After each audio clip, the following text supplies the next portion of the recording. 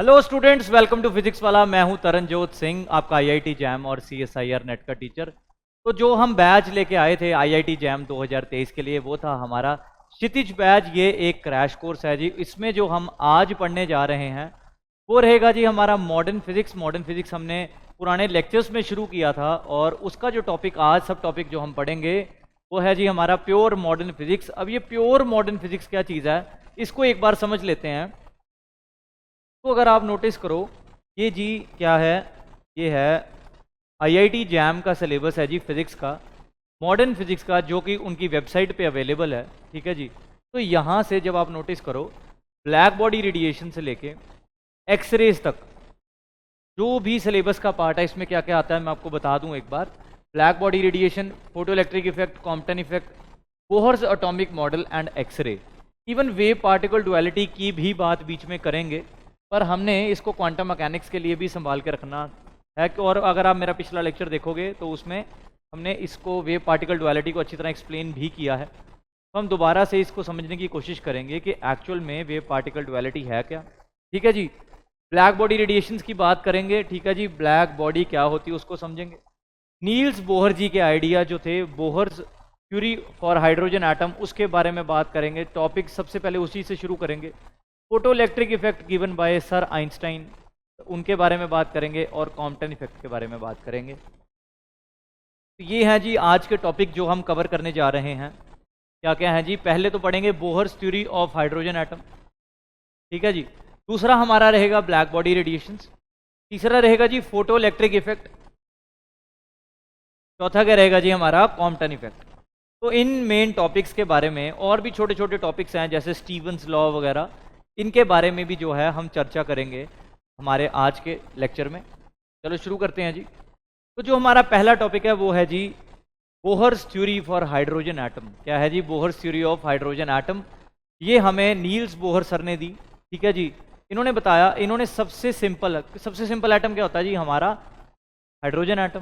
तो hydrogen atom जो है, अगर आप हाइड्रोजन एटम को अच्छी तरह समझ लो, उसकी फिजिक्स को अच्छी तरह समझ लो, तो हम इसी फिजिक्स को क्या कर सकते हैं, हाइड्रोजन से बड़े जो एटम्स हैं, helium, lithium, beryllium, boron, carbon, इन सब पे जो है इन इक्वेशंस को, इस थ्योरी को लगा सकते हैं। ये सबके लिए ही वैलिड है।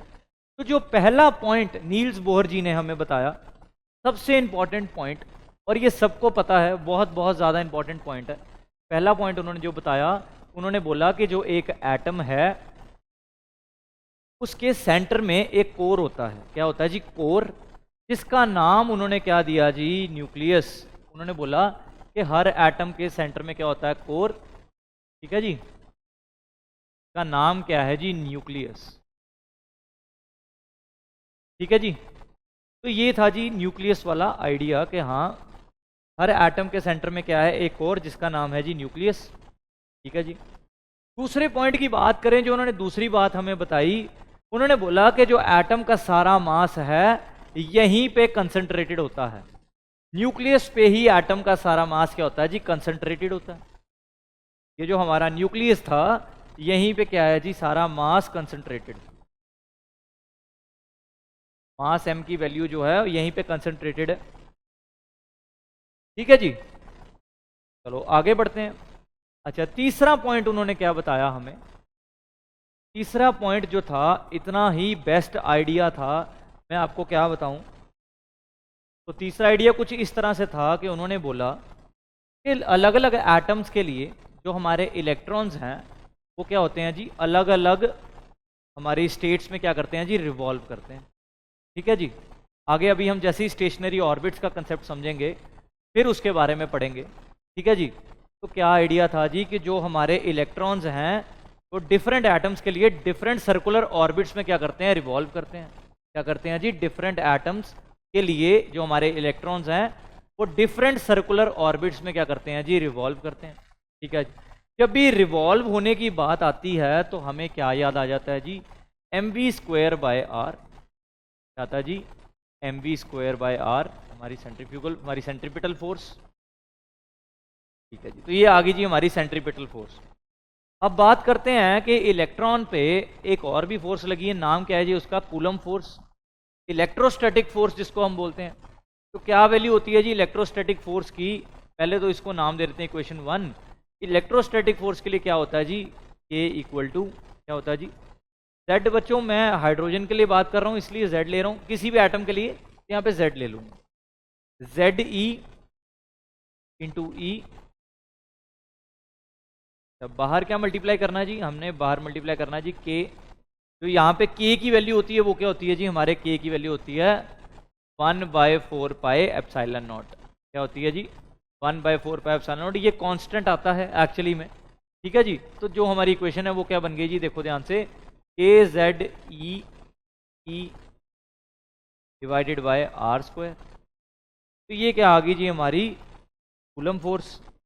अब क्या बोल रहे हैं जी कि ये इक्वेशन 2 डाल देते हैं इसको। अब वो बोल रहे हैं कि इलेक्ट्रॉन जो है उसको क्या लग रही है जी, फोर्स, इलेक्ट्रोस्टैटिक फोर्स भी लग रही है, ठीक है जी, और वो क्या कर रहा है, घूम भी रहा है।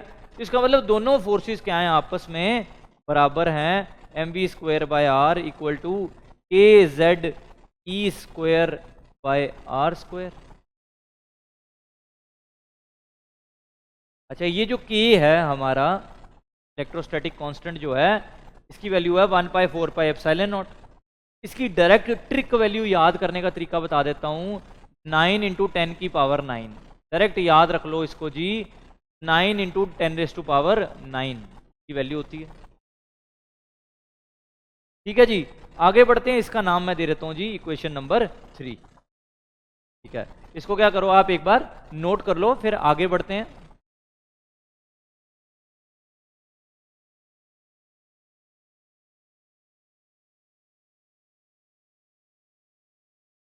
हाँ जी, लिख लिया बच्चों, चलो आगे बढ़ते हैं।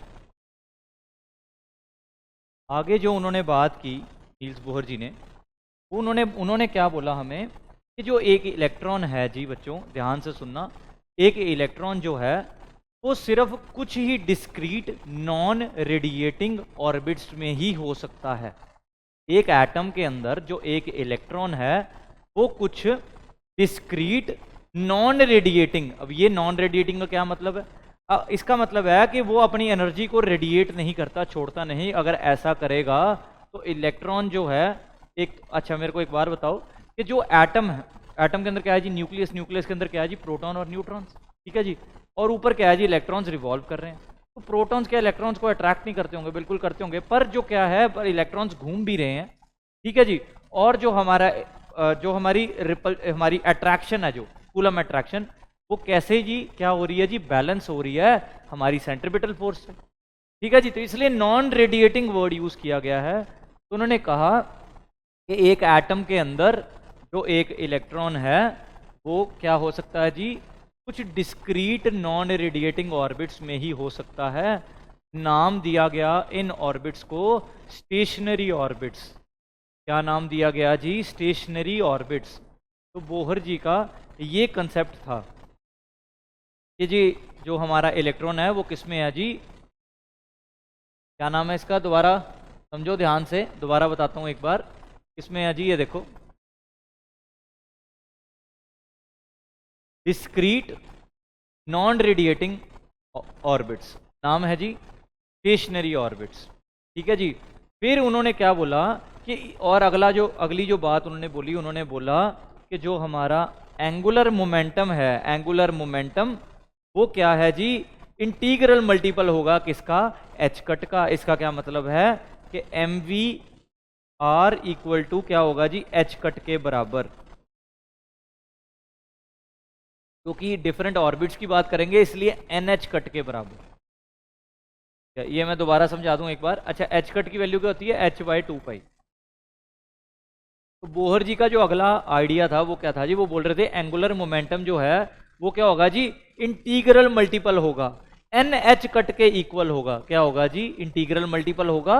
और यही n जो है, इसकी वैल्यू जो स्टार्ट होती है 1 2 3 से सो ऑन, इसी का नाम आगे क्या रखा गया जी, प्रिंसिपल क्वांटम नंबर। क्या नाम रखा गया जी, प्रिंसिपल क्वांटम नंबर, ठीक है जी। इसको नोट कर लो यहां तक।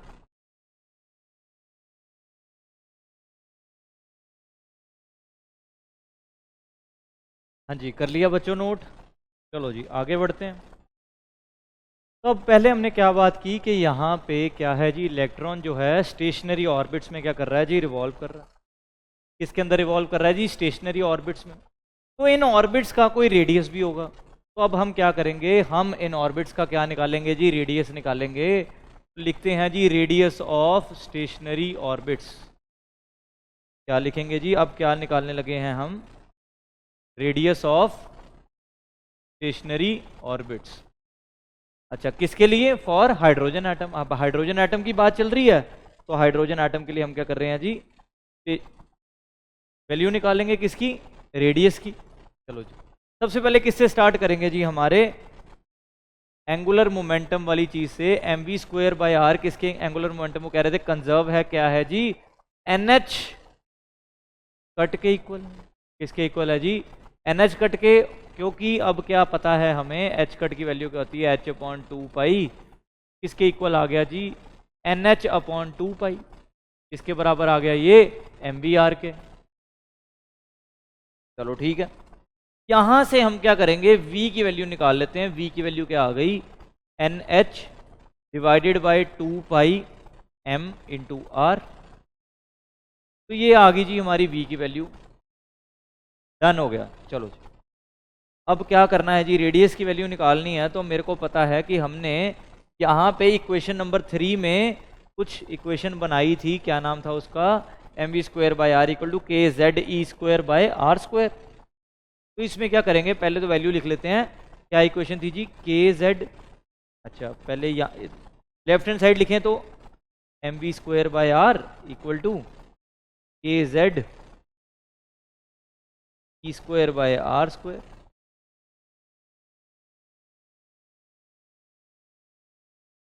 तो जी, अब क्या करेंगे जी? आगे v की वैल्यू क्या कर देंगे जी? सब्स्टिट्यूट कर देंगे। तो हमें क्या मिल जाएगा? लेट्स अस सी। देखो जी, तो v की वैल्यू क्या आ गई थी जी हमारे पास? यहाँ से देखो, v की वैल्यू आई थी जी NH/2πmr। NH/2πm into r। ठीक हो गया जी। और अब बात सुनो, अब अगली इक्वेशन क्या बनी थी हमारी? अगली इक्वेशन क्या थी जी? ये देखो, mv²। अब v² की क्या वैल्यू आ गई? n²h²। यहाँ पे क्या आ गया जी? 4 आ जाएगा। 4π² m²r²। mv²/r क्या आ गया जी? mv²/r आ गया यहाँ पे। अच्छा, इक्वल टू किसके बराबर है जी? kze²/r²। इसके बराबर आ गया kze²/r² के। ये एक आर ने एक आर को कैंसिल कर देना जी। ठीक, आप यहाँ से देख पा रहे हो। जी, आगे बढ़ते हैं, इसको सॉल्व करते हैं। अब देखो जी, mn²h² divided by 4π² m² into r²। ठीक है जी, इस साइड क्या बच गया जी? kze² divided by r। यहाँ से एक और r कैंसिल हो जाएगा। ये देखो जी, ठीक है जी। यहाँ से m कैंसिल हो रहा है, m भी कैंसिल। तो देखते हैं जी क्या आ गया। अभी हमारी इक्वेशन क्या बन चुकी है? n²h² डिवाइडेड बाय क्या आ गया बच्चों? 4π²। यहाँ पे एक m बचेगा और क्या बचेगा जी? एक r बच जाएगा। किसके बराबर आ जाएगा ये? kz² के। यहाँ से क्या करो आप? रेडियस की वैल्यू निकाल दो। तो जो रेडियस की वैल्यू यहाँ से आपको मिलेगी वो क्या आ जाएगी? ध्यान से देखो, सॉल्व करो अच्छी तरह। तो जो रेडियस की वैल्यू हमें मिलेगी वो मिलेगी जी n²h² divided by 4π² m kze²। तो ये आ गई जी हमारे बोहर रेडियस की वैल्यू। ठीक है जी, इसको नोट कर लो एक बार, फिर आगे चलते हैं।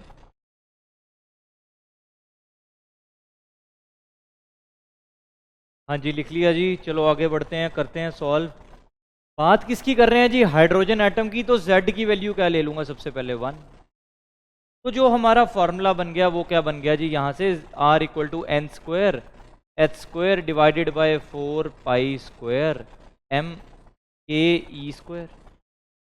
कुछ इस तरह से जो है हमारा फॉर्मूला जो है वो क्या हो गया जी? चेंज हो चुका है। z की वैल्यू यहाँ पे 1 लेनी है फॉर हाइड्रोजन। ठीक है जी, आगे बढ़ते हैं।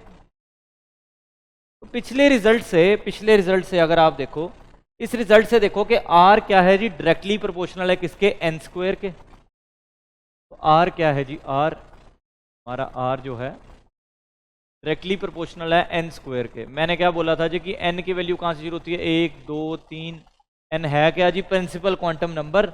और ये देखो जी यहाँ पे अगर हम वैल्यूज डालें, एन की वैल्यू 1 डालें मतलब 1 स्क्वायर, रेशो 2 स्क्वायर ले लेते हैं जी, रेशो 3 स्क्वायर ले लेते हैं, तो हमें क्या मिल जाएगा, देखो ध्यान से, पहले मिलेगा 1:4:9। तो ये क्या डिपिक्ट कर रहा है, अब ये बता रहा है कि जो बोहर ने हमें बोला कि जो इलेक्ट्रॉन्स हैं वो डिस्क्रीट नॉन रेडिएटिंग ऑर्बिट्स में होने चाहिए, जिनका नाम हमने रखा स्टेशनरी ऑर्बिट्स। वो क्या है जी, इक्वली स्पेस्ड नहीं है, इक्वल्स इन साइज नहीं है। यहां से वो रिजल्ट प्रूव हो रहा है कि वो क्या है जी, इक्वली स्पेस्ड नहीं है, इक्वल इन साइज नहीं है, 1:4:9, क्योंकि यहाँ पे क्या है जी, स्क्वायर वाली टर्म्स आ रही। ठीक है जी, और आगे बढ़ते हैं, और भी बड़ी सारी चीजें कंक्लूड करनी है अभी। जो रेडियस का फॉर्मूला पहले उसको अच्छी तरह देख लेते हैं। रेडियस का फॉर्मूला आया था R=n² h² डिवाइडेड बाय क्या आया था जी, 4π², 4π² m, और क्या आ गया था जी, k² e², k² नहीं आएगा, ke² आ जाएगा। हमने स्क्वायर तो नहीं डाला, बिल्कुल नहीं, ठीक है।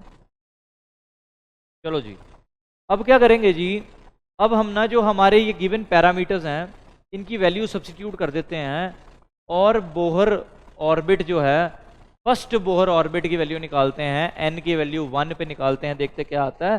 तो एच की वैल्यू मुझे पता है, एच की वैल्यू क्या होती है जी, हमारे पास 6.626 10⁻⁻34। ठीक है जी। चार्ज ऑन इलेक्ट्रॉन क्या होता है जी हमारे पास, 1.6 10⁻⁻19। के की डायरेक्ट वैल्यू आपको याद करवा चुका हूं, 9 × 10⁻⁹। ठीक है जी। पाई की वैल्यू आपको पता है 3.14 होती है जी। और कोई वैल्यू रह गई जी, मास ऑफ इलेक्ट्रॉन रह गया। मास होता है क्या जी, 9.1 10⁻⁻31।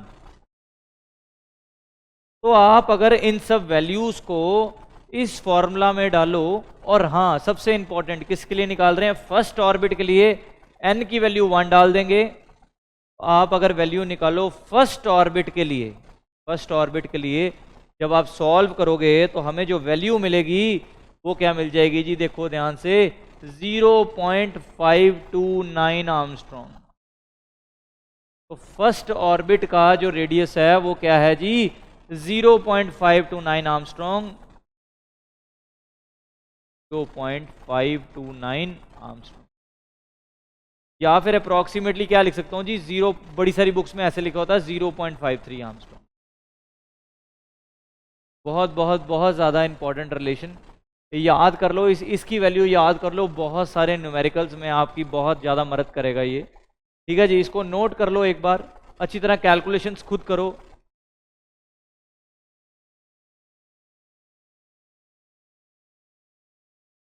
हाँ जी, कर लिया जी नोट, चलो आगे बढ़ते हैं जी। तो अब बात करेंगे जी किसकी, अब बात करते हैं, पहले बात कर लीजिए हमने किसकी, रेडियस की।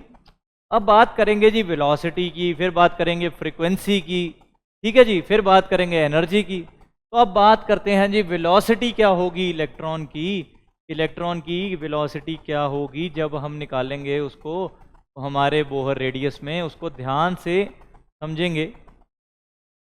ठीक है जी। तो वेलोसिटी निकालने के लिए क्या करेंगे जी, देखो ध्यान से, मेरे को पता है पुराने जो फॉर्मूलाज हैं उसमें से कि हमारा MVR जो है क्या है जी, NH/2π, क्या है जी, NH/2π। ठीक है जी। मैं यहां से क्या करूंगा, R की वैल्यू निकाल लूंगा, तो हमारे R की वैल्यू यहां से क्या आ जाएगी जी, NH/2πmV। तो ये क्या आ गई जी मेरे R की वैल्यू।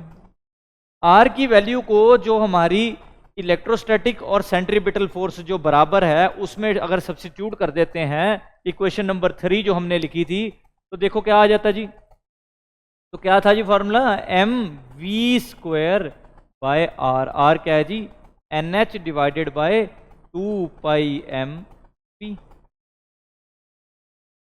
ठीक है जी। ब्रैकेट में लिख लेते हैं इसको, एम वी स्क्वायर बाय ये क्या आ गया जी आर। अब दूसरी साइड क्या वैल्यू थी जी, k z e square divided by r square. R square की वैल्यू क्या है जी, n h two pi m v का क्या आ गया बच्चों, स्क्वायर आ गया। अब देखो तलवारें चल गई, इसने और स्क्वायर ने एक दूसरे को मार डाला, ठीक है जी। और अब देखो क्या होगा जी, m v square equal to क्या आ गया जी, के जेड ई स्क्वायर, और क्या आ गया नीचे एन एच, ठीक है जी। ऊपर क्या मल्टीप्लाई हो गया जी, 2 पाई एम वी। तो ये कुछ टर्म्स हैं जो हमारे पास पहुंच चुकी हैं। एम जो है कट चुका है, आप देखो मास पे डिपेंड नहीं कर रही वेलोसिटी, एम पूरा फॉर्मूले से क्या हो चुका जी, कट चुका है।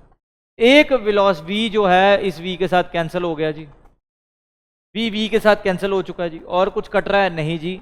तो जो हमारे यहां से v की वैल्यू आ गई जी, v की वैल्यू देखो ध्यान से, v की वैल्यू क्या आ गई, v की वैल्यू आ गई जी k z e square into क्या आ गया जी, 2 पाई डिवाइडेड बाय क्या आ गया जी हमारा एन एच।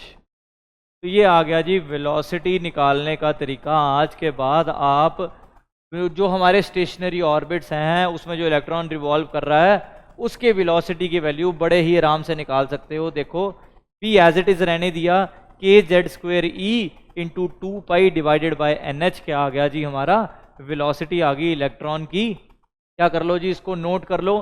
फिर आगे बढ़ते हैं और करते हैं जी फ्रीक्वेंसी का रिलेशन, कर लो जी नोट।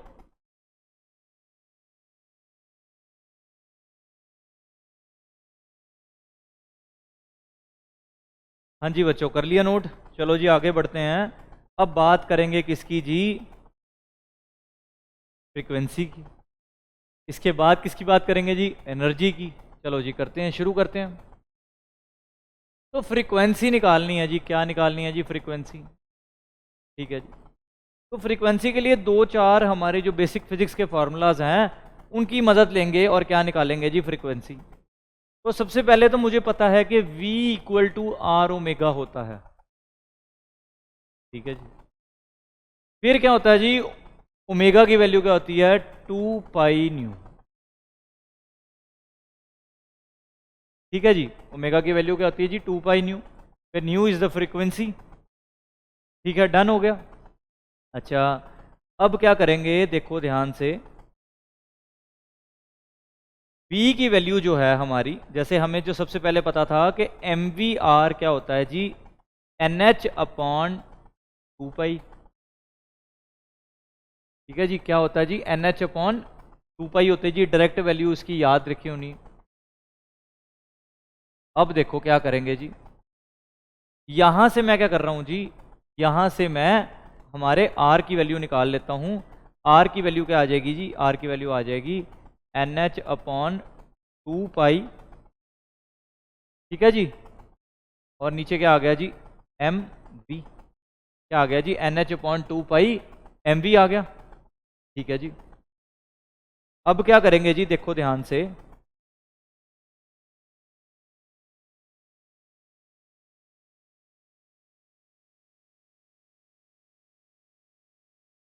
अब क्या करेंगे जी, देखो अब हमें पता है कि हमने किसकी वैल्यू निकाल चुके हैं, हम v की। तो v की वैल्यू क्या है जी, v की वैल्यू है हमारी v इक्वल टू, देखो जी ध्यान से, v की वैल्यू क्या है, के जेड ई स्क्वायर 2 पाई, क्या है जी, के जेड ई स्क्वायर 2 पाई,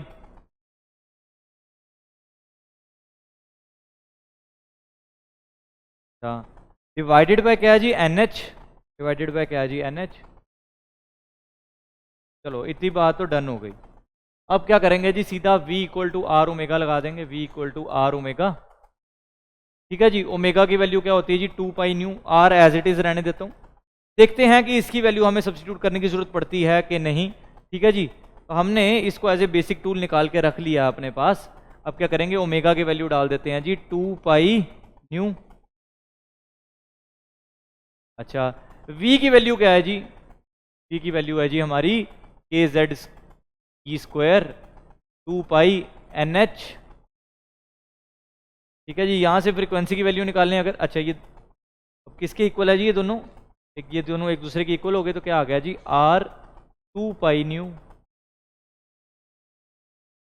इन तीनों चीज़ों को नीचे ले आओ तो क्या आ गया जी KZ E² 2πNH, ठीक है। और क्या आ गया जी R, और अब क्या आ गया जी, देखो 2π और R क्या आ गया, नीचे आ गया 2π, इसके इक्वल आ गया जी न्यू के।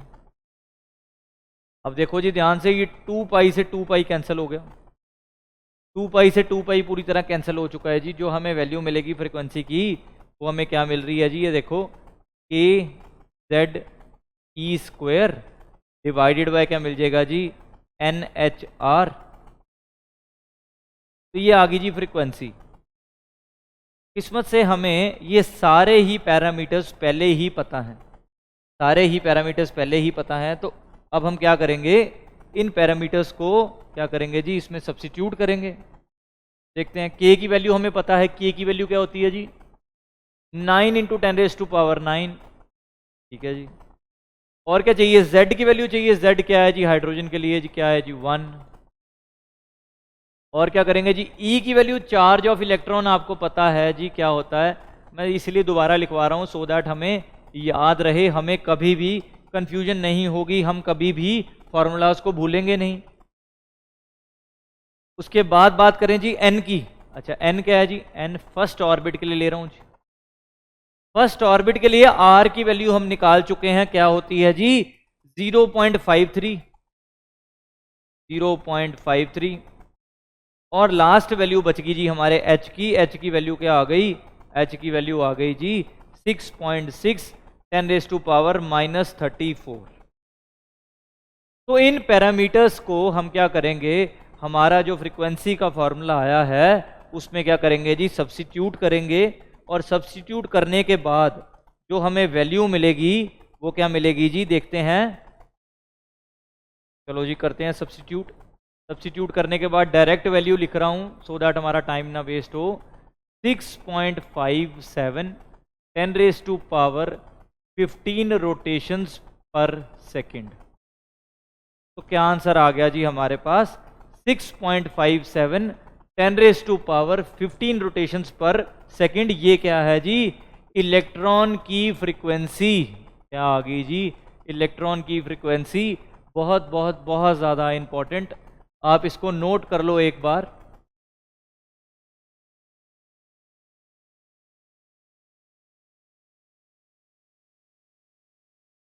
हाँ जी कर लिया जी नोट।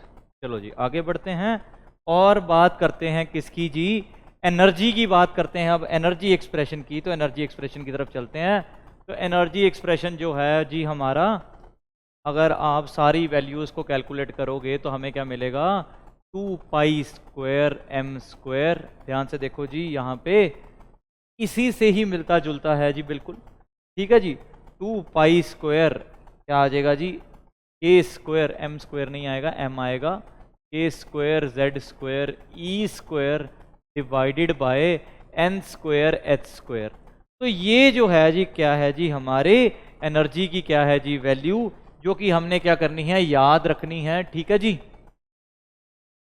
ये आ गया जी हमारा फॉर्मूला, क्या आ गया जी हमारा एनर्जी का formula 2π² mk² z² e² into divided by क्या आ गया जी n² h²। इन सारी वैल्यूज को अगर आप सब्स्टिट्यूट करोगे तो हमारी E की जो वैल्यू आएगी हमें क्या मिलेगी -13.6 z²/n²। क्या मिलेगी जी -13.6 z²/n²। अब बात करते हैं हाइड्रोजन एटम के लिए। तो हाइड्रोजन एटम के लिए Z की वैल्यू क्या है जी, एक वैल्यू है Z की, तो मुझे एनर्जी की वैल्यू जो मिलेगी वो क्या होगी जी -13.6 डिवाइडेड बाय क्या आ गया जी n²। तो ये है जी energy expression of the stationary orbit, ठीक है। चलो जी अब इसको एक बार नोट कर लो, फिर करते हैं शुरू।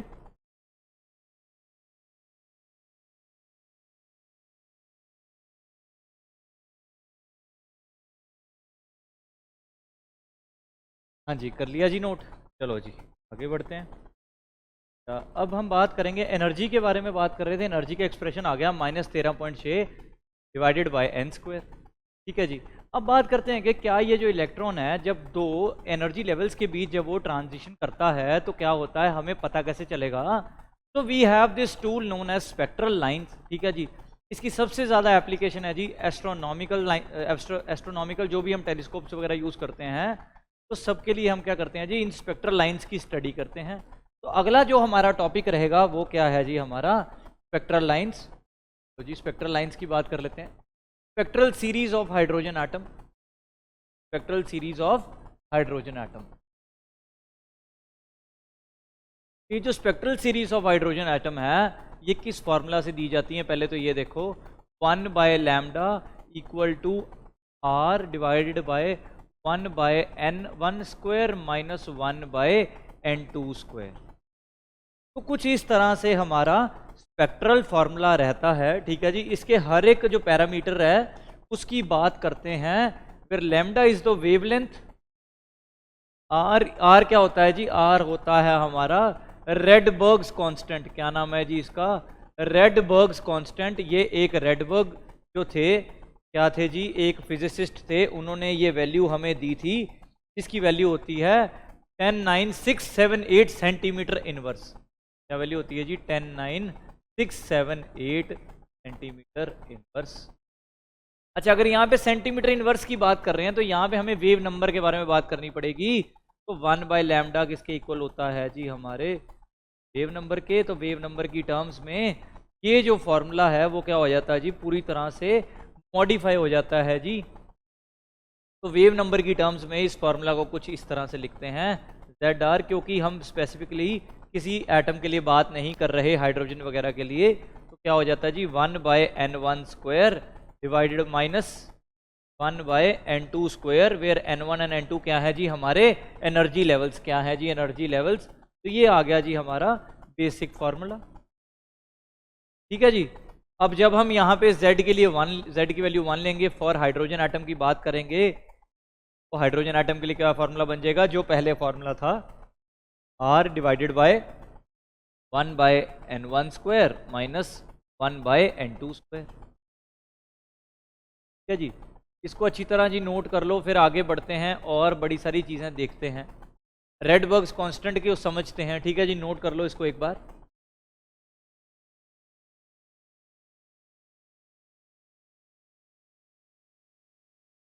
हाँ जी, कर लिया जी नोट। चलो जी।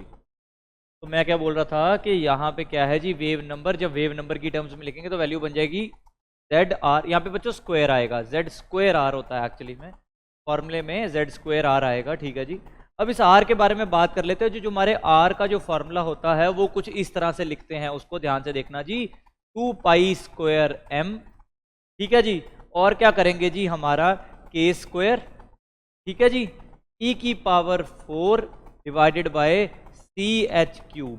तो कुछ इस तरह से जो है हमारे रेडबर्ग्स कांस्टेंट का क्या रहता है जी, फॉर्मूला। आप यहाँ नोट देख पा रहे हो, क्या है जी, 2 pi square m k square e की पावर 4 CH क्यूब। ठीक है जी। ये क्या आ गया, हमारे रेडबर्ग्स कांस्टेंट का फॉर्मूला आ गया। तो ये है जी हमारी स्पेक्ट्रल लाइंस। ठीक है जी। स्पेक्ट्रल लाइंस का बेसिक जो आइडिया है वो कुछ इस तरह से है। फॉर्मूलाज जो हैं वो ये हैं। रेडबर्ग कांस्टेंट की वैल्यू जो है वो बच्चों ये है। ठीक है जी। अब बात करते हैं कि ये जो स्पेक्ट्रल लाइंस हैं इनके अंदर कौन कौन सी लाइंस एक्चुअली में हैं। ठीक है जी।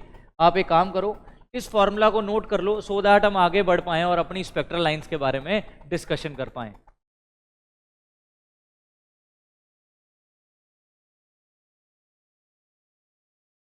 हाँ जी, कर लिया जी नोट।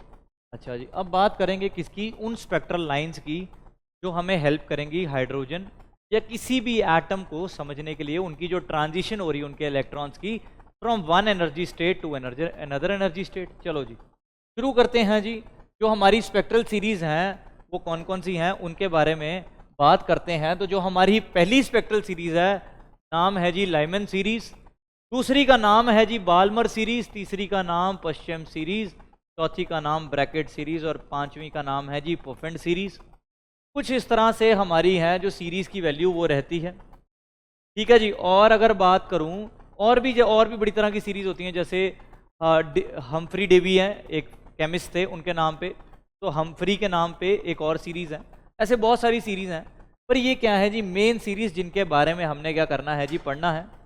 चलो, और अगर बात करें तो इनके अब करेक्टरिस्टिक्स के बारे में बात करते हैं। यहाँ पे मैं लिखूंगा जी N1 की वैल्यू, ठीक है जी। अगले कॉलम में मैं लिखूंगा जी N2 की वैल्यू इनके, ठीक है जी।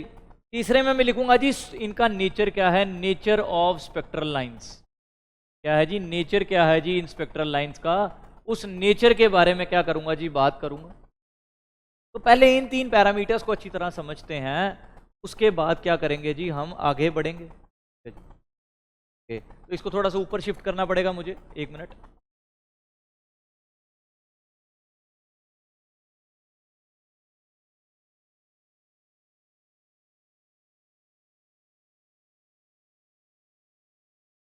कुछ इस तरह से मैं इसको दोबारा से रब करके कर देता हूँ।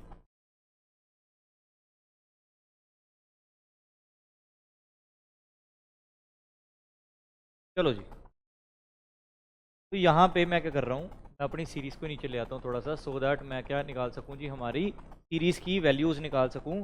तो लाइमन सीरीज़ के लिए बच्चों क्या होता है, लाइमन सीरीज़ के लिए N1 की वैल्यू स्टार्ट होती है जी 1 से। कहाँ से स्टार्ट होगी जी, 1 से। 1 मिनट, इसको सही करके थोड़ा लिख लें।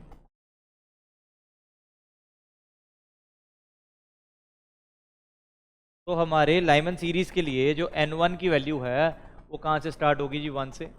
N2 की वैल्यू रहेगी जी 2, 3, 4 अप टू सो ऑन। और अगर बात करें इसके नेचर की, तो नेचर इसका कैसा रहता है जी, नेचर है इसका यूवी अल्ट्रा वायलेट, ठीक है जी। अगली बात करें हम, अगली सीरीज क्या है हमारी, अगली सीरीज का नाम है बाल्मर सीरीज। यहां पे हमारे N1 की वैल्यू रहती है 2, N2 की वैल्यू इसके आगे से शुरू करनी है, 3, 4, 5 अप टू सो ऑन। और इसका नेचर याद रखना बहुत बहुत बहुत ज्यादा इंपॉर्टेंट है, विजिबल नेचर की है जी ये सीरीज, विजिबल नेचर की। और बात करते हैं अगली अगली सीरीज की, नाम है जी पश्चिम सीरीज। N1 की वैल्यू आएगी 3 और N2 की वैल्यू आ जाएगी जी 4, 5, 6 अप टू सो ऑन। ये जी कहाँ होती है जी, हमारी IR रीजन में। कहाँ पे जी, IR रीजन में। फोर्थ की बात करें, अगर फोर्थ सीरीज की बात करें, फोर्थ सीरीज है हमारी ब्रैकेट सीरीज। N1 की वैल्यू है 4, तो N2 की वैल्यू क्या होगी जी हमारी, इसके आगे शुरू होगी 5, 6, 7। और ये भी किस में होती है रीजन, इसका भी क्या है जी, IR। क्या है जी, IR। लास्ट सीरीज की बात करते हैं, लास्ट सीरीज की N1 की वैल्यू है 5, N2 की वैल्यू क्या होगी इसके बाद वाली, 6, 7, 8। और इसका नेचर कैसा है जी, ये भी IR रीजन में होता है। कुछ इस तरह से क्या होता है जी, हमारी सीरीज हैं ये 5, और इनका क्या रहता है जी यहाँ पे N1, N2 और नेचर।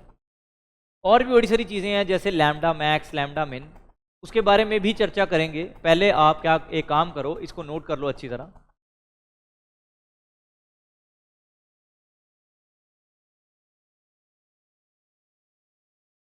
हाँ जी, कर लिया जी नोट। अच्छा, अब हम बात कर रहे थे लैम्डा मैक्स और लैम्डा मिन की। तो इसी की लैम्डा मैक्स की अगर वैल्यू निकाली जाए, लैम्डा मैक्स की मैं एक सीरीज़ के निकाल लेता हूँ, ठीक है जी, टाइम क्यों वेस्ट करना। दूसरी सीरीज़ के लिए आप क्या करना, खुद निकालने की कोशिश करना। जैसे लाइमन सीरीज़ की बात करें तो इसकी लैम्डा मैक्स की वैल्यू आर्मस्ट्रॉन्ग में कुछ आती है 12 और 16 आर्मस्ट्रॉन्ग, 1216 आर्मस्ट्रॉन्ग। लैम्डा मिनिमम की इसकी वैल्यू आती है 912 आर्मस्ट्रॉन्ग, कुछ इस तरह से की वैल्यू रहती है, ठीक है जी। तो हम यहाँ से क्या कर सकते हैं, इनके लैम्डा मैक्स और लैम्डा मिनिमम की वैल्यू क्या कर सकते हैं जी, निकाल सकते हैं। अब बात करते हैं हमारे बोहर थ्योरी की फिर से, कि मैंने आपको स्टार्टिंग में क्या बोला था कि जो बोहर कह रहे, मैंने बोहर का जो बेसिक आइडिया था, वो जो थ्योरी लगाना चाहते थे कि अगर Z = 1 के लिए, हाइड्रोजन के लिए अगर हम प्रूव कर दें तो शायद हम सब एटम्स के लिए क्या है समझ पाएंगे। पर क्या हुआ कि बोहर की जो थ्योरी, जो इसकी पहली लिमिटेशन है वो क्या थी, कि बोहर की जो थ्योरी थी that was only valid for Z = 1। Z 1 से अगर ज़्यादा हो जाए तो ये थ्योरी क्या हो जाती थी जी, फेल हो जाती। z इक्वल टू 1 के लिए ही हमारे बोहर जी की जो थ्योरी थी वो वैलिड थी। z जो था अगर ग्रेटर देन 1 हो जाए तो वही थ्योरी फेल हो जाती थी। दूसरा पॉइंट ये था कि जो बोहर जी थे वो ये नहीं बता पाए कि जो इलेक्ट्रॉन है वो सर्कुलर ऑर्बिट में ही क्यों घूमता है एटम के अराउंड, सर्कुलर ऑर्बिट में ही क्यों जो इलेक्ट्रॉन है हमारा। तीसरा एक होता है जी, आगे डिस्कशन करेंगे उसके बारे में, नाम है जी फाइन स्ट्रक्चर ऑफ हाइड्रोजन। तो बोहर्स थ्योरी जो थी वो फाइन स्ट्रक्चर ऑफ हाइड्रोजन को नहीं एक्सप्लेन कर पा रही थी। क्या नहीं कर पा रही थी जी? फाइन स्ट्रक्चर ऑफ हाइड्रोजन को एक्सप्लेन नहीं कर पा रही थी। तो ये क्या है जी? हमारी लिमिटेशंस ऑफ बोहर्स थ्योरी। ठीक है जी। तो पहला क्या है जी कि z इक्वल टू 1 के लिए ही हाइड्रोजन की थ्योरी जो हमारी बोहर की थ्योरी थी वो वैलिड थी। दूसरा वो ये नहीं बता पाए कि जो इलेक्ट्रॉन्स हैं वो सर्कुलर ऑर्बिट में ही क्यों घूमते हैं। और तीसरा कि जो फाइन स्ट्रक्चर ऑफ हाइड्रोजन है वो उसकी जो एक्सप्लेनेशन थी वो बोहर की थ्योरी अच्छी तरह नहीं दे पा रही थी। ठीक है जी, आप करो इसको नोट, फिर आगे बढ़ते हैं। हाँ जी, कर लिया जी नोट। चलो जी आगे बढ़ते हैं। तो अगले टॉपिक में अगर बढ़े आगे तो अगला टॉपिक का नाम है जी एक्सरे। क्या नाम है जी? एक्सरे। डब्ल्यू रोटेंजन ने हमें इसे दिया, 1885 में इसकी डिस्कवरी हुई पहली बार। ठीक है जी। अब ये एक्सरे है क्या, इसके बारे में जान लेते हैं। पहली बात तो ये कि जो एक्सरे है वो क्या है जी? एक इलेक्ट्रोमैग्नेटिक वेव। क्या है जी? एक इलेक्ट्रोमैग्नेटिक वेव। ठीक है जी। अच्छा जी, अब इसका नेचर कैसा है जी? ये लाई करता है यूवी और गामा जो है हमारा रेडिएशन, उसके बीच में ये लाई करता है। इसका रीजन नाम है जी एक्सरे रीजन। इसके बीच में जी यूवी के बीच में और गामा रेडिएशन के बीच में ये क्या करता है जी? लाई करता है। हमें पता है कि जो वैल्यूज रहती हैं वो कुछ इस तरह से रहती हैं कि जो हमारी गामा रेज हैं वो सबसे बड़ी, फिर एक्सरे, और फिर क्या आती हैं? यूवी। ठीक है जी। अच्छा, ये जो एक्सरेज हैं ये कौन है एक्चुअली में? एक्सरेज आर क्या है जी? फोटॉन्स। एक्सरे क्या है एक्चुअली में? फोटॉन्स ही हैं। क्या जी? और एक पॉइंट समझते हैं कि जो एक्सरे है वो एक्चुअली में क्या है? एक ऑपोजिट प्रोसेस है किसका? फोटो इलेक्ट्रिक इफेक्ट का। तो x ray are opposite of PEE. क्या नाम है जी? पीईई नाम है जी फोटो इलेक्ट्रिक इफेक्ट। चलो जी, तो ये आगे कुछ प्रॉपर्टीज या करेक्टरिस्टिक्स किसके? एक्सरेज के। अब बात करते हैं किसकी? प्रॉपर्टीज। एक्सरे की प्रॉपर्टीज के बारे में बात करें तो जो हमारे एक्सरे हैं वो क्या होते हैं? प्रॉपर्टीज ऑफ एक्सरेज के बारे में अगर बात करें हम, तो एक्सरे की जो प्रॉपर्टी है नंबर 1, वो अनचार्ज्ड होते हैं। क्या होते हैं जी? अनचार्ज्ड। अनचार्ज्ड है पहले तो। ठीक है जी। दूसरा, ये जो हैं they are not affected by हमारी electric field and magnetic field. बिल्कुल इफेक्ट नहीं होते किससे? इलेक्ट्रिक फील्ड से एंड मैग्नेटिक फील्ड से। तो ये हैं जी हमारी बेसिक प्रॉपर्टीज किसकी? एक्सरे को लेकर। ठीक है जी। और बात करते हैं हमारे एक्सरे को लेकर, इसकी जो वेलोसिटी होती, क्योंकि एक्सरे क्या है जी? फोटॉन्स। तो एक्सरे फोटॉन्स हैं तो इसकी जो वेलोसिटी रहती है वो रहती है जी 3 × 10⁸ मीटर्स पर सेकेंड, क्योंकि क्या है जी? हमारी स्पीड ऑफ लाइट की वैल्यू। क्या जी? और पॉइंट समझते हैं, ये जो एक्सरे हैं ये चारों चीज़ों को ओबे करते हैं। इंटरफेरेंस, डाइफ्रैक्शन, पोलराइजेशन, और क्या होता है जी? और क्या होता है जी? मेन प्रोसेसेस की बात करें अगर, interference, diffraction, polarization, reflection, refraction, इन सबको क्या करते हैं जी? ओबे करते हैं। तो ये है जी बेसिक आइडिया किसका? हमारे एक्सरेज का। ठीक है जी, एक बार नोट करो, फिर बढ़ते हैं आगे अगले टॉपिक की ओर।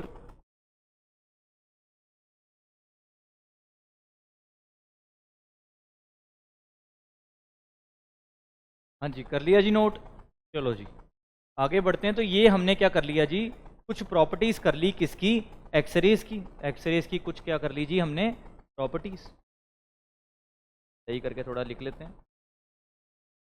क्या वैल्यू थी जी 10⁸ और यहाँ क्या था जी, एंड हमारा electric field and magnetic field जो थी की वैल्यू जो है इफेक्ट नहीं होती किससे जी, एक्सरेज से। तो अगले टॉपिक की ओर बढ़ते हैं। अगला टॉपिक बहुत बहुत बहुत ज़्यादा इम्पॉर्टेंट है समझने के लिए, concept wise it is very important to understand actually. क्योंकि क्या होता है कि हमको फिजिक्स में क्या बनानी है जी, फाउंडेशन बनानी है, ठीक है जी, तो वो बहुत ज़रूरी है। तो अगला टॉपिक है जी हमारा dual nature of radiation and matter, ठीक है जी। मैंने पहले भी इसके बारे में चर्चा की थी थोड़ी सी, क्या नाम है जी, dual nature of radiation and matter. तो एक्चुअली में क्या हुआ था कि पहले जब आइंस्टीन पहले न्यूटन से, अगर न्यूटन जी से बात करते हैं, अगर Isaac Newton, sir Isaac Newton से बात करें अगर, तो उनकी थ्योरी कुछ ऐसी थी कि लाइट जो है वो छोटे छोटे पार्टिकल्स के रूप में हमारी आंखों में आती है। इन छोटे छोटे पार्टिकल्स को नाम दिया गया क्या जी, कॉरपस्कुलर थ्योरी। क्या नाम दिया गया जी, कॉरपस्कुलर थ्योरी, ठीक है जी। फिर काफ़ी साल तक, 100 सालों तक, लगभग 200 साल या 100 साल तक इनकी जो थ्योरी थी वो एकदम सही चलती गई, ठीक है जी। फिर क्या हुआ, एक साइंटिस्ट थे, एक फिजिसिस्ट थे, नाम था थॉमस यंग्स। उन्होंने अपना एक बहुत ही फेमस एक्सपेरिमेंट किया, नाम है जी यंग्स डबल स्लिट एक्सपेरिमेंट। उसमें उन्होंने क्या प्रूव किया जी, इंटरफेरेंस को। तो वो बोल रहे थे कि जो लाइट है वो क्या है, वेव, तभी वो क्या कर रही है जी, इंटरफेरेंस, ठीक है जी। न्यूटोनियन आइडिया के हिसाब से जो मैटर है, जो रेडिएशन है, जो लाइट है, वो क्या थी, पार्टिकल, कॉर्पस्कुलर नाम था, कॉर्पसल्स नाम था उसका। और थॉमस यंग्स के हिसाब से अगर चलें तो लाइट थी वो क्या थी, वेव। फिर और काफ़ी टाइम बीत गया, फिर सर एल्बर्ट आइंस्टाइन जब आए, उन्होंने फोटो इलेक्ट्रिक इफेक्ट किया। तो वो भी किसको हमें प्रूव करने की कोशिश कर रहा था, photo electric effect, particle nature को। उधर फ्रेजनल था, फ्रैनहोफर था, ठीक है जी। इन्होंने क्या किया जी, डायफ्रैक्शन पे काम किया और इन्होंने बोला कि लाइट क्या है, हमारी वेव। सर आइंस्टीन हो गए, कॉम्पटन हो गए, इन्होंने बोला लाइट क्या है, पार्टिकल। तो कंट्रोवर्सी थी।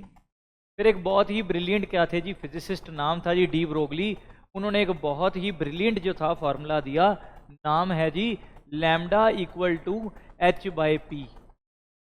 इस फॉर्मूले के आने के बाद जो कंट्रोवर्सीज थी, जो लड़ाई थी, जो कंफ्यूजन थी, सब दूर हो गई। अगर आप नोटिस करो तो लैम्डा क्या होता है, वेवलेंथ।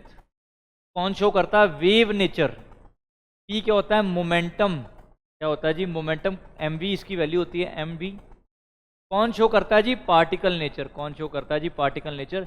तो उन्होंने क्या किया, एक ब्रिज बना दिया वेव नेचर के बीच एंड पार्टिकल नेचर के बीच। कुछ इस तरह से जो था डी ब्रोगली सर का आइडिया रहा था, ठीक है जी। और इतने सालों की जो कंट्रोवर्सी थी को दूर कर दिया। इस फॉर्मूले को कई बार क्वेश्चन में थोड़ा अलग तरीके से काइनेटिक एनर्जी की फॉर्म में वो पूछ लेते हैं। तो हमें क्या करना है, समझ लो, इसी फॉर्मूले को काइनेटिक एनर्जी की फॉर्म में लिखना है। तो कुछ किस तरह से लिखेंगे, देखो जी, हमें पता है E = p²/2m। ये पता कैसे आता है, जैसे हमें पता है E क्या है, काइनेटिक एनर्जी, ½ mv², ठीक है जी। अगर मैं ऊपर और नीचे मल्टीप्लाई और डिवाइड करूं m से तो कोई दिक्कत नहीं होगी फॉर्मूले में। क्या बन जाएगा जी, m²v²/2 बन गया। जिसको मैं क्या लिख सकता हूं जी, जिसको मैं लिख सकता हूं p²/2m, m भी आएगा p²/2m। तो यहां से p² की वैल्यू अगर मैं निकालूं, p की वैल्यू निकाल लूं, चलो 2m e√। तो यहाँ से हमें एक और फार्मूला मिल जाएगा आज के बाद, जो हमारा डी ब्रोगली का एक और फार्मूला होगा। वो क्या होगा जी, लैम्डा इक्वल टू h/√2me। ये किसमें है जी, in terms of kinetic energy, where E is the kinetic energy. तो कुछ इस तरह से वो क्या करते हैं, फार्मूलाज को घुमाते हैं, फार्मूलाज को पूछते हैं, ठीक है जी। नोट कर लो, फिर आगे बढ़ते हैं हमारे अगले टॉपिक की ओर।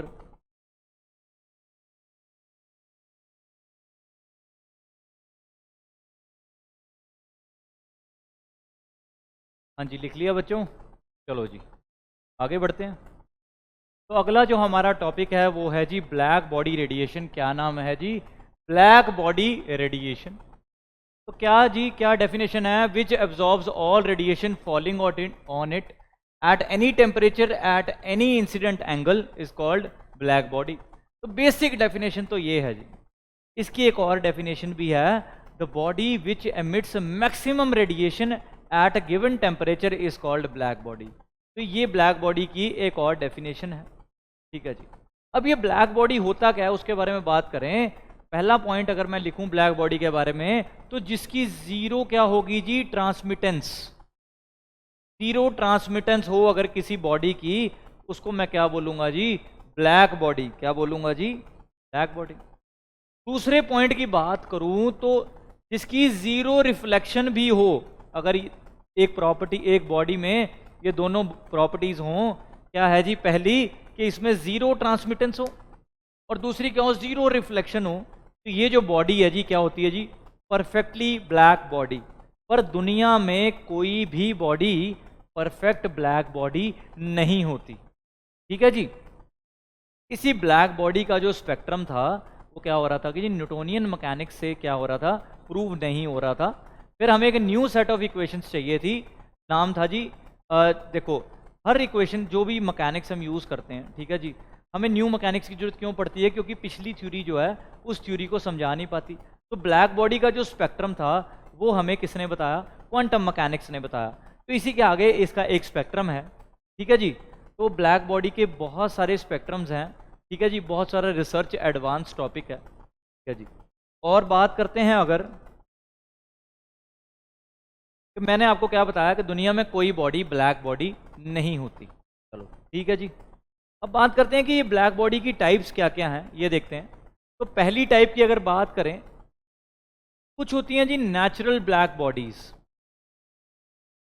कुछ क्या होती हैं जी आर्टिफिशियल ब्लैक बॉडी, कुछ क्या होती हैं जी नेचुरल ब्लैक बॉडी, और कुछ क्या होती हैं हमारी आर्टिफिशियल ब्लैक बॉडी।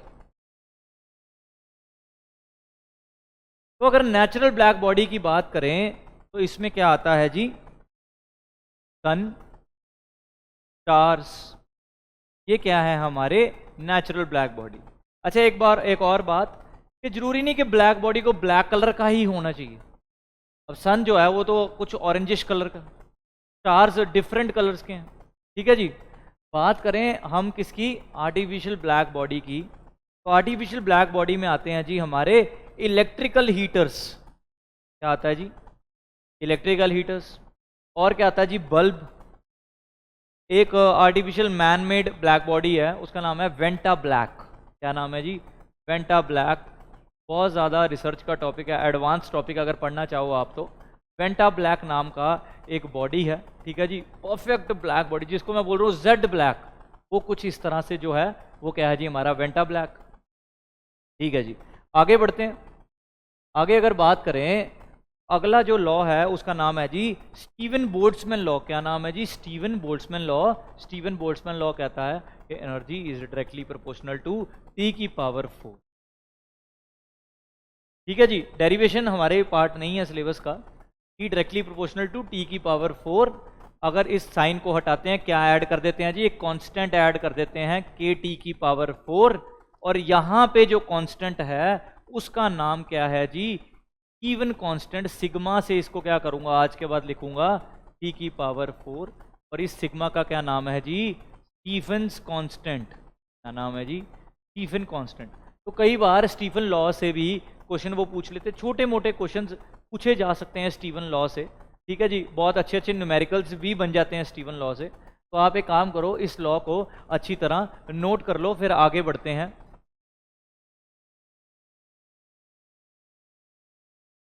हाँ जी, लिख लिया बच्चों। चलो जी आगे बढ़ते हैं। तो अब क्या करेंगे, हम हमारे अगले टॉपिक की ओर बढ़ेंगे। नाम है जी फोटो इलेक्ट्रिक इफेक्ट। क्या नाम है जी, फोटो इलेक्ट्रिक इफेक्ट। तो फोटो इलेक्ट्रिक इफेक्ट को पढ़ने से पहले हम क्या करेंगे, कुछ बेसिक प्रॉपर्टीज़ हैं फोटॉन्स के बारे में, उसके बारे में क्या करेंगे जी, डिस्कशन करेंगे। तो पहले क्या करते हैं जी, हम प्रॉपर्टीज़ पढ़ते हैं किसकी, फोटॉन्स की। तो जो पहली प्रॉपर्टी है वो क्या है जी, वो ऐसा समझा गया और ऐसा एक्चुअल में है अभी कि जो फोटॉन्स हैं वो कैसे हैं जी, छोटे छोटे पैकेट्स में आते हैं, छोटे छोटे वेव पैकेट्स में, एनर्जी पैकेट्स में आते हैं। एक का नाम रखते हैं जी क्वांटा, ठीक है जी। तो क्या नाम है जी, जो फोटॉन्स हैं वो किस में आते हैं जी, वेव पैकेट्स में। किस में आते हैं जी, वेव पैकेट्स में। दूसरा बात करें कि हर फोटोन की जो स्पीड है वो फिक्स है, वो क्या होती है, 3 × 10⁸ मीटर्स पर सेकेंड। तीसरे पॉइंट की बात करें कि ये जो हमारा फोटोन है ये कैसा होता है जी, न्यूट्रल होता है नेचर में। कैसा होता है जी, न्यूट्रल होता है नेचर में। अच्छा जी, और अगर बात करें जो हमारा फोटोन है इसका जो मास है वो डिफाइंड नहीं है, पर इसका जो रेस्ट मास है वो क्या होता है जी, 0। तो इसका जो रेस्ट मास होता है that is always equal to 0। ठीक है जी। तो ये कुछ हैं प्रॉपर्टीज हैं हमारी जिससे हम फोटॉन्स को क्या करते हैं जी, अच्छी तरह समझ पाए हैं अभी तक फोटॉन्स को। ठीक है जी। एक सबसे इंपॉर्टेंट प्रॉपर्टी की अगर बात करें कि every photon has a fixed amount of energy. ठीक है जी। उसकी एनर्जी की वैल्यू क्या होती है, E = h²। क्या होती है जी, E = h²। तो ये कुछ प्रॉपर्टीज हैं जिससे मैं क्या कर सकता हूं जी, मैं फोटोन को अच्छी तरह समझ सकता हूं। पहली क्या थी जी, कि वेव पैकेट्स में आता है, छोटे छोटे एनर्जी पैकेट्स में आता है। दूसरी है कि हर फोटोन की जो स्पीड है वो फिक्स है, 3 × 10⁸। तीसरा है कि उसका नेचर क्या है जी, न्यूट्रल नेचर है। ठीक है। चौथा क्या है जी, कि हमारा जो रेस्ट मास है वो क्या है, 0। एनर्जी जो है हमारी वो क्या होती है जी, फिक्स होती है फोटोन की, वो क्या होती है जी, E = h²। नोट कर लो जी इसको।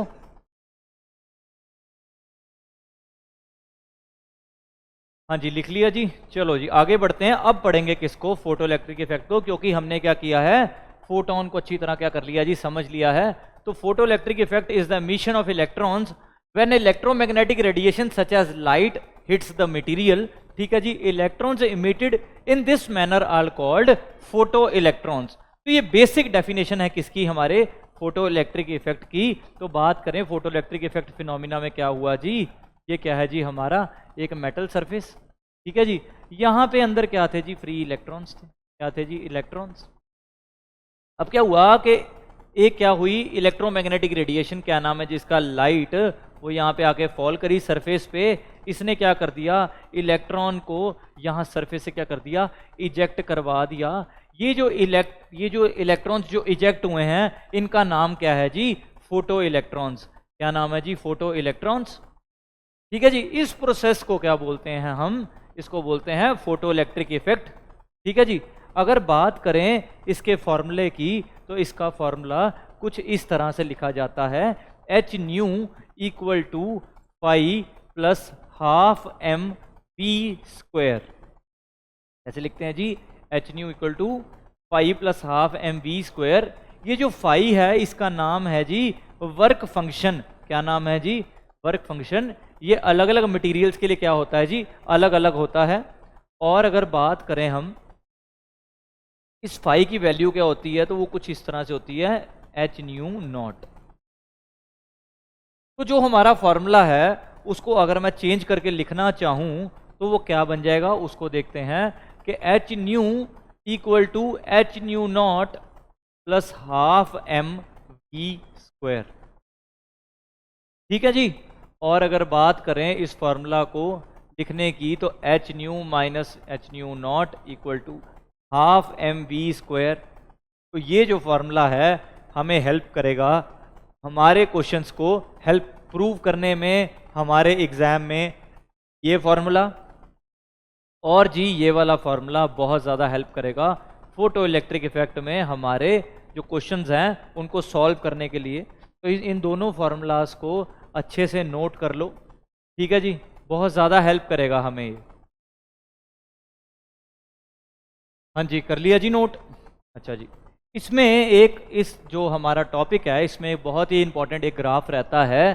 तो ग्राफ की अगर बात करें हम तो ग्राफ है कुछ, ये क्या है जी हमारा एक्स डायरेक्शन और ये क्या है जी हमारी वाई डायरेक्शन। तो समझ लो वाई डायरेक्शन में मैं क्या रख रहा हूँ जी हमारा फोटो इलेक्ट्रॉन्स को, किसको जी, फोटो इलेक्ट्रॉन्स को।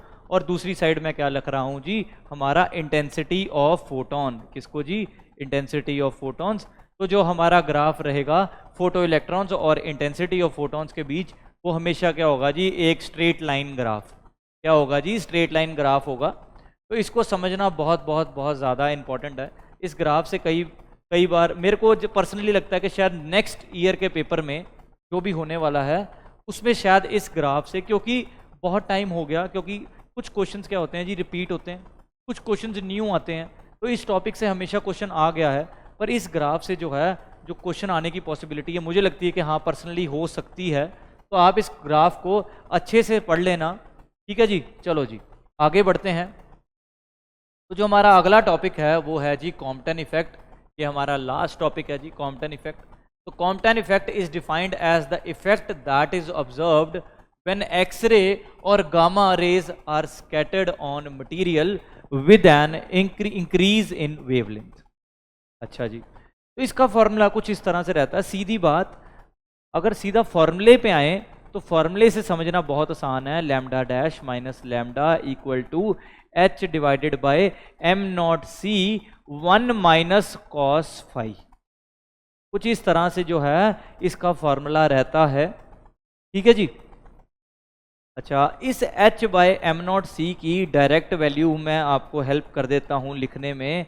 इसकी डायरेक्ट वैल्यू होती है 0.02024। क्या होती है जी? 0.0242। ठीक है जी, वो गलती से मैंने 0 पहले लिख दिया था। तो 0.0242 h बाय एम नॉट सी की डायरेक्ट वैल्यू है, ठीक है जी। अब बात करें फॉर्मूले की मॉडिफिकेशंस की, तो फॉर्मूले को मैं कुछ इस तरह से लिख सकता हूँ, lambda dash equal to lambda plus 0.0242 1 minus cos phi. ये जो कॉस फाई है वो जो पार्टिकल्स हैं दो स्कैटर होंगे उनके बीच का एंगल है, ठीक है जी। अब क्या होता है जी, फाई के दो केस बन सकते हैं। फाई के कितने केस बन सकते हैं जी? दो केस बन सकते हैं। उन दो केसेस की अगर बात करें तो वो क्या होंगे जी? देखो ध्यान से, अगर फाई जो है 0 कर देते हैं, फाई 0, तो फाई 0 होने से क्या होगा जी? यहाँ पे फॉर्मूले में फाई 0 हो जाए तो हमारा फॉर्मूला क्या बन जाएगा? यहाँ देखो जी, ये टर्म अगर इस फॉर्मूले के हिसाब से चले तो अगर फाई 0 हो जाए, ठीक है जी, तो क्या बन जाएगा जी हमारा formula? Lambda dash equal to lambda plus h by m naught c. अगर फाई क्या हो जाए? 0 हो जाए तो हमारा फॉर्मूला हो जाएगा इस तरह से। वो कई बार हमें क्वेश्चंस में सीधा फाई की वैल्यू देके पूछ सकते हैं कि क्या फॉर्मूला रहता है। तो देखो यहाँ पे लैम्डा डैश थोड़ा ज़्यादा आएगा क्योंकि लैम्डा के साथ क्या हो रही है जी? कुछ टर्म्स ऐड हो रही हैं। दूसरे केस की अगर बात करें हम, तो जो हमारी फाई की वैल्यू है अगर 90 हो जाए, क्या हो जाए जी? 90 हो जाए तो आप देखो कि 1 यहाँ 1 आ जाएगा, 1 माइनस 1 0 हो जाएगा, ये टर्म पूरी उड़ जाएगी। तो हमें क्या मिलेगा जी? Lambda dash equal to lambda. तो ये दो केस जो हैं हमारे कॉम्पटन इफेक्ट में बहुत बहुत बहुत ज़्यादा हेल्प करेंगे कॉम्पटन इफेक्ट के कंसेप्ट्स को समझने में, ठीक है जी। चलते हैं जी। तो अभी तक हमने कर लिया जी ब्लैक बॉडी रेडिएशन कर लिया, बोहर्स एटॉमिक थ्योरी कर लिया, फोटो इलेक्ट्रिक इफेक्ट किया आज, और हमने क्या किया जी? Compton effect. एक्सरे के बारे में पढ़ा, फोटॉन्स के बारे में पढ़ा, ठीक है जी।